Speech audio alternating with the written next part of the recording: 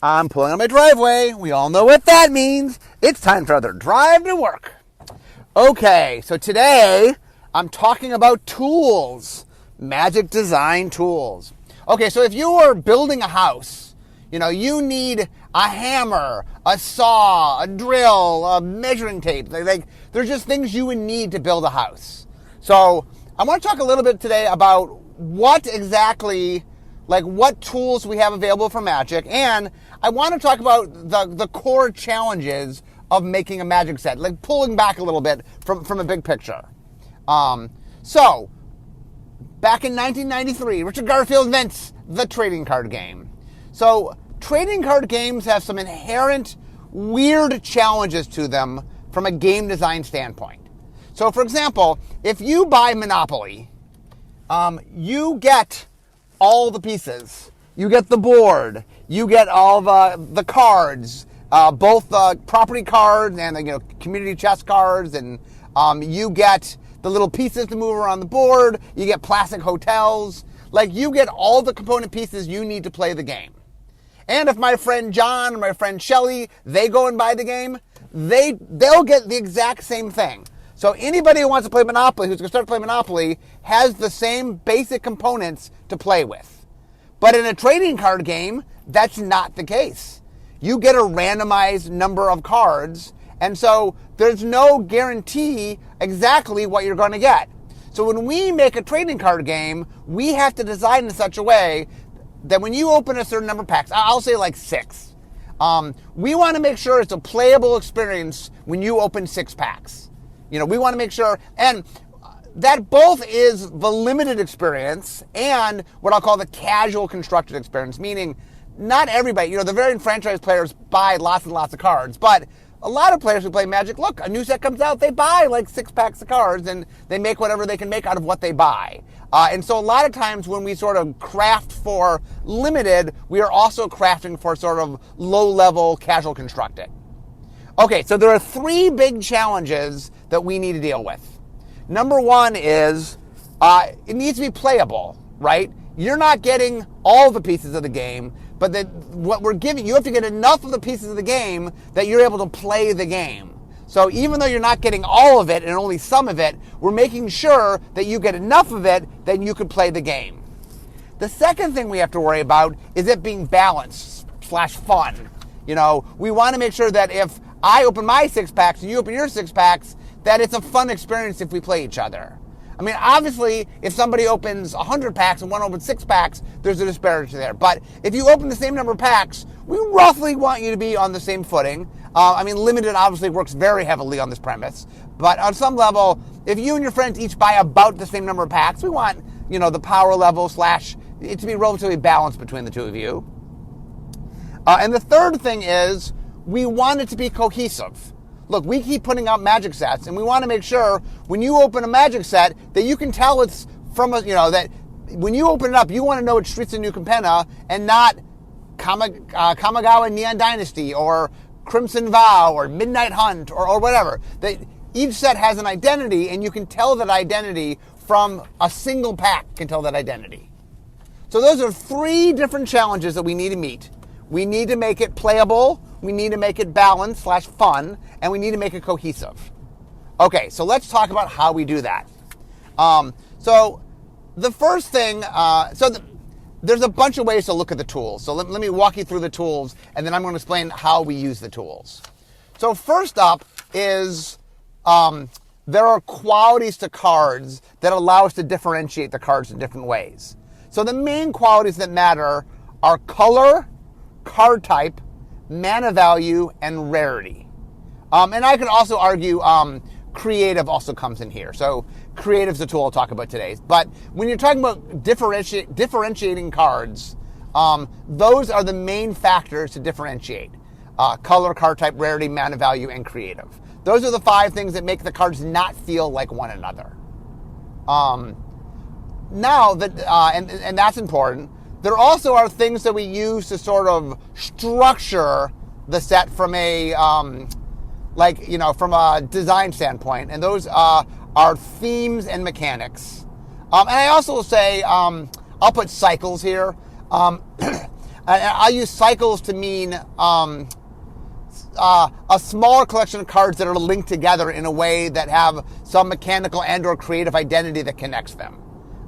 Normally a cycle is like our horizontal cycle, one of each color, but there's vertical cycles.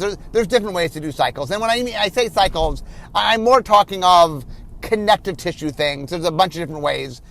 Cycles is the most common way to do this. I'll just call them cycles. But anyway, you have your themes, your mechanics, and your cycles. That's the way that you mechanically can structure the set.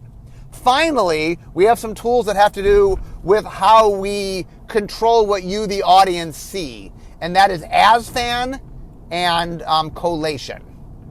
So anyway, I'm going to talk through all these tools and talk about how we use them and why they're important. Okay, so first up, I'm going to talk about the differentiators. Okay, so first up, color. So color ties into the color pie.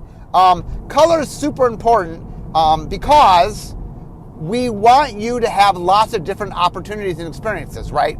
We want you to be able to make different decks and have, we don't want every card to go in every deck.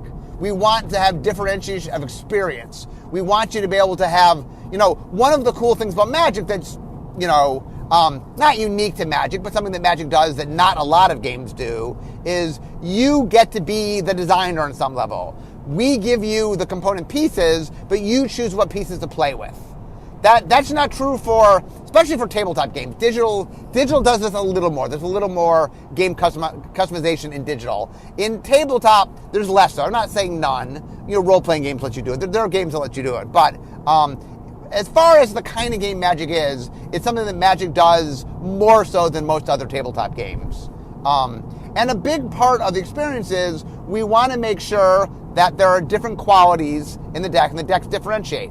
Also, another important part of the colors is we want to make sure that there are strengths and weaknesses to what you do. That if I play a certain deck and my opponent knows I'm playing that deck, they have the ability to have answers. They could sort of adapt their deck to deal with my deck. And that's one of the fun things about an evolving metagame, is that as people learn what other people are playing, they can make changes. And the colors are a core part of that, of having both the differentiation between things and chopping up the abilities, making things different, making things work differently, and building in strengths and weaknesses so that you can sideboard against things. Okay, next, card type. So card type is important because it helps us have different functionality. That creatures do something different than instants and sorceries. And even instants and sorceries have timing issues about when you can play them. Artifacts, enchantments, planeswalkers, each one of them sort of has functionality that's a little bit different. Now, enchantments and artifacts are very similar in gameplay functionality, but they differ in how things interact with them. So if I'm playing against a red-black deck, hey, me having an enchantment is a little bit different than me having an artifact, although these days we do let black destroy enchantments somewhat, not quite as easily as green and white. But card types let us control when you can play something, how you can play something, and sort of the larger value of what it can do.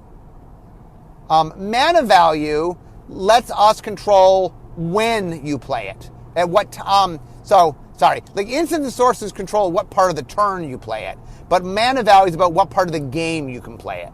So one of the things that's really important is we want to have some control of when things happen. And so mana value allows us to say, oh, this is something that'll happen early. This is something that'll happen in the middle of the game. This is something that'll happen later in the game. And mana value also, the mana system also lets us tie into color. So, the mana system lets us interact with color. And it allows us to sort of have a range. Like another issue, the reason the mana system is in the game is Richard wanted to make sure that your deck had a lot of different cards and that the different cards had different values as the game progressed. Part of what you want to do for any game is you want it to expand as the game goes along. And so the mana system allows you to have things that are good early game, but not as good later game, or things that are great later game, but not as good early game. And so things have different value at different times. It makes you have to differentiate what you put in your deck. I've talked before about the queen problem that Richard first, that's how when he first thought about the trading card game, like if chess was a trading card game, why wouldn't you just make your deck nothing but queens? One king and everything else is queens. And the answer is you have to find ways, and color and the mana system are two of the big ways to differentiate them. Rarity is important because it lets us gate effects. It lets us gate how often certain kinds of things can do, and it lets us, mostly it gates sort of impact and complexity.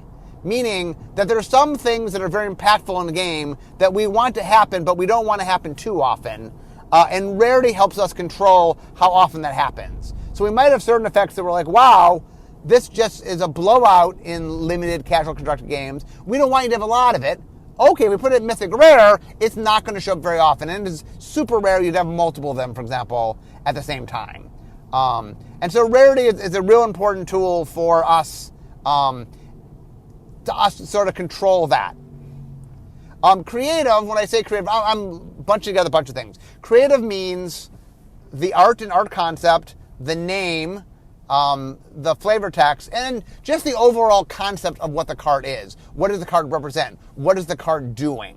That is a very important part of making cards feel different, like I talked about, the cohesiveness. One of the ways that we really identify a set, the creative elements. Like, we're going to make a lot of giant growths. How do we make the giant growth in one set different from the giant growth in other sets? There are some mechanical ways to do that. I'll get to that in a second. But another big way to do that is flavor. Even if you have the word giant growth, the exact same spell, with the exact same name, how you concept it, how you flavor it, what the art looks like, what the flavor text is, all those little component pieces really can give a lot of differentiation. And so creative, and the other thing that's important for creative is, if we do creative well, and are careful with what we pick to represent things, I have a fact I call piggybacking. And the idea of piggybacking is I use elements the audience is familiar with from resonance from other things to understand game mechanics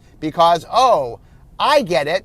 This bird flies. Why do I know that? Because birds in real life most often fly. I associate birds with flight. And so using that flavor makes it easier to understand how it functions. And there's a lot of things like that where, oh, we want you to get the sense that it's this way. Well, we're careful on how we choose the creative so you can understand that. Okay, now we get into themes, mechanics, and cycles. So themes, well, let's do mechanics first. Mechanics are, look, in every set, we want you to be able to function a certain way, and one of the ways we get to shape each set to differentiate the set from other sets is we use mechanics. Now, obviously, there's evergreen mechanics that we use all the time, but a lot of mechanics are like, it's just for the set, and usually the identity of the set is core to some of the mechanics. Oh, you're playing in Zendikar, oh, they're land-based mechanics. You're in Strixhaven, they're spell-based mechanics.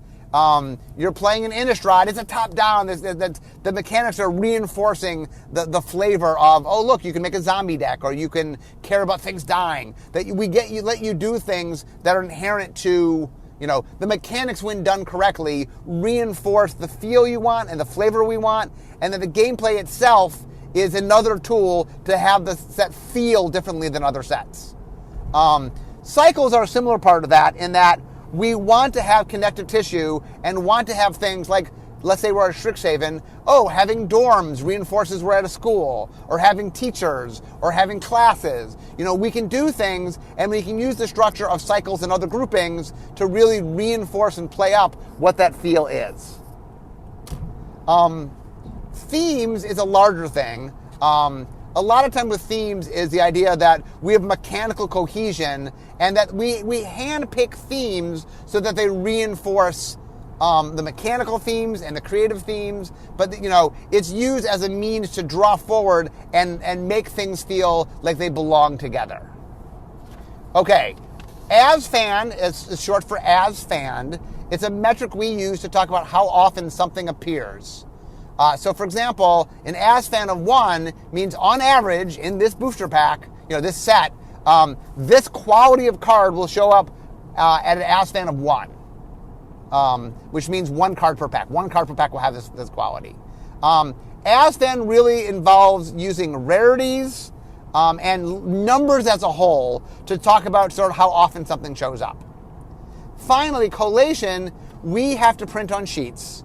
The way we make cards is we have sheets. The normal sheets are 10 by 10, sometimes they're 11 by 11. And the idea is we print cards on them and we cut them up. But we get to choose what cards are next to what cards on the sheet. And when we make a booster pack, we actually will have runs of cards. What that means is we're chopping up the cards. The way you make a booster pack is there are hoppers eventually, and different hoppers can have different things in them. For example, there's a rare hopper, there's an uncommon hopper, there's a common hopper. But even in the common hopper, you get multiple common hoppers so that you're dropping from different places. Because one of the things we want to do is we want to create this sense of true randomness. But in fact, as I'll discuss in a second, it's not truly random, and you don't want it to be truly random. Okay, so those are all the main tools. Color, card type, rarity, mana value, creative, themes, mechanics, cycles, ASFAN, collation. Those are our tools. So let me now talk about, in conjunction, how do we use those tools to make the set playable, to make it balanced, and to make it cohesive. Okay, first up, let's talk about making it playable. So ASFAN and collation do a lot of heavy lifting here. So let me talk about collation a little bit. So collation is we want to make sure that certain things show up in the packs. And then there's 2 ways. ASFAN and collation are the 2 ways to do that. And when I say things show up, I don't mean the exact thing, but I mean something from that group. So let me use creatures as an example. When we make the game, we want to have threats. We want the game to end. We want to have answers. We want you to have ways to address those threats. But because we want the inertia for the game to end, meaning we want the idea in game design, and I had a whole podcast on inertia, is you want to make sure that there's more ways to make the game end than make the game not end, because otherwise you can get in a state where the game never ends. So you want more threats than answers so that the inertia leans toward the game ending. That is important. But you do want both threats and answers. Okay, creatures are the best threat in the game in the sense that they're permanent, they sit on the battlefield, and they get to do damage turn, or they have the potential to do damage turn after turn. The way you win the game is getting an opponent from 20 down to 0 most of the time. So that is the win condition. So creatures are important. Okay, so how do we make sure you have enough creatures? Oh, well, that's ASFAN and collation. So what that means is we make sure, so for example, we like creatures to be at 55%. And what that means is between all the cards in the set, 55% of the cards in the set, 55 to 60 depending on the set, but a minimum 55% are creatures. So for example, at Common, Common has, I think technically 101 cards, but I'm going to say 100 to make the math easy. The 101th card is a weird thing. So there's 100 cards on the Common sheet, 10 by 10, 100 cards. So the way it works is that if we put 55 creatures at Common, that means that out of the 10, so in a booster pack, you have 1 land, 1 rare or mythic rare, 3 uncommons, and 10 commons. Of those 10 commons, if we give you 55% creatures at 55 of the 100 at Common, that means just at Common, the ASFAN's 5.5, right? That out of the 100 cards, out of the 10 cards, you'll get 5.5 creatures out of your 10 cards. Now, we also put creatures at uncommon and at rare, so that the overall ASFAN is between 7 and 8. It's like 7.5, I think. So that means is every booster pack you open will have, on average, between 7.5 and 8 creatures. That is the average of a booster pack. So how can we guarantee? So let's say you open 6 packs. If you open 6 packs and you have 7.5, that means you have 15 times 3 is 45. So you're going to get about 45 creatures. And now those are going to be spread out between colors and things. And we're not saying, by the way, that if you play with just 6 boosters, you're optimizing. Part of the fun of limited is, hey, you're doing the best you can with what you got. And in limited, we have you play with 40 cards. In constructed, you can over time build up stuff over constructed, but we want to make sure that the starting point is valid. So for example, by controlling the ASFAN of creatures, we guarantee when you open that you're going to roughly get enough creatures. Now once again, when I say average, that doesn't mean every single booster pack has exactly the same number. There's give and take. There's a flow. But, and this is why collation is important, we can control in collation how often we seed in things. For example, in collation, we don't put all the creatures together on the spells together, because when we drop, then you would have spell drops where they're all spells. And if you end up 2 pools of spell drops, you might not get creatures. But if we mix creatures with spells, anytime we do a drop, if we're dropping 3 or 4 or 5, whatever the drop is, it's going to include some creatures, because we make sure the creatures are mixed through. And at the same point, not only are we caring about we're caring about card types, so we're caring about creature, and we're caring about not just creatures, but the other card types. We want to make a mix. We want to make sure that you're getting some instant sorcery, some enchantments, some artifacts. Planeswalkers are usually mythic rare, so occasionally you get it, but that's less of an Azvan issue, or really a collation issue, because there's so few of them. But anyway, so we want to make sure you're getting like a nice mix of card types. We want to make sure you're getting a nice mix of colors. We want a nice mix of mana values. And rarity the collation, rarity is built into the collation, so you're going to get so many of a certain rarity. So that is by nature structurally built in. That's not even randomized. You will get so many, in 6 packs you'll get 6 rare/mythic rares, because that's how the structure works. So the idea behind all that, behind having the collation and the Azvan, to take all the card components and make sure they're that's the way to make sure that you have the component pieces you need to be able to play. And it also ties into the balance to make sure, so like, for example, we do what's called power balancing. So we set design, play design, I don't do this, but we, for every card, will go through and we'll assign it a rating, usually talking about limited. So in limited, how good is this card? And they'll get a rating. And then when we're making the sheets and we're doing the collation, not only are we mixing up colors and card types and mana values, we're also mixing up power level. So that is I guess that's another tool. I didn't talk about that specifically, but we do understand what the powerful cards are. We have a rank system to know in formats how powerful we think things are. And there's flux there. Whether something ends up being as powerful has a lot to do with outside factors. So, we grade things on the percentage chance of doing well in a particular format. Now, we have much more control of limited, for example, where we know what the other things are going to be than we do in constructed, where it's not that we don't know what the other things are, but the combinatorics are a lot more difficult. Knowing what the dominant deck is in standard is much, much trickier than knowing how people play limited, because limited's a closed system. So anyway, we make sure, and we use these tools. So one of the things to understand, it is important, promise on randomization to understand. So randomization doesn't quite work the way people think from a practical. It does work the way people think from a realistic way, but as far as practice, it's a little bit different. So let me use 2 dice real quick to explain this principle. So let's say I have 2 6-sided dice. So I could roll 1 through 6 in each of the dice. So there are 36 outcomes, right? I can roll a 1 on the first die and have any of the 6 outcomes on the second die, a 2, any 6, and such. So if you roll 2 dice, you have the ability to roll anywhere from 2 to 12. 2 is 2 1s, 12 is 2 6s. Now, you only have a 1 out of 36 chance to roll a 2, because you have to roll exactly 2 1s, and you only have a 1 out of 6 chance of rolling 2 6s. Now, 7, you can roll 1 and a 6, 6 and a 1, 2 and a 5, 5 and a 2, 3 and a 4, 4 and a 3. You have 6 out of 36 chances of rolling a 7, and that's basically 1 out of 6. But if you look at the extremes, so to roll a 3, you have to roll 1 and 2 or 2 and 1, and to roll 11, you have to roll 5 and 6, 6 and 5. But you have the same chances of rolling a 2, 3, 11, or 12 as you do of rolling a 7. Even though 7 is the expected, 7 is the thing you most likely expect to have happen. And once again, you're more likely to roll 7 than anything else. You're more likely to roll 6 and 8 than anything other than 7. But you have just as equally number of chance to roll the external stuff as you do the internal stuff. That you have just the same number of chance of rolling 2, 3, 11, and 12 as you do a 7. And so what that means is, and this is an important part of collation, is we want to create the experience that feels random, but you don't want to be truly random. The actual randomness would swing too high. Like if we controlled nothing and just if we literally randomized every booster pack, let's say we had this technology. I guess in digital we would, in theory, where every common is just a random common. We just have something that we roll a die for a 100-sided die, and we rolled a 17. You get this card. If we actually did that,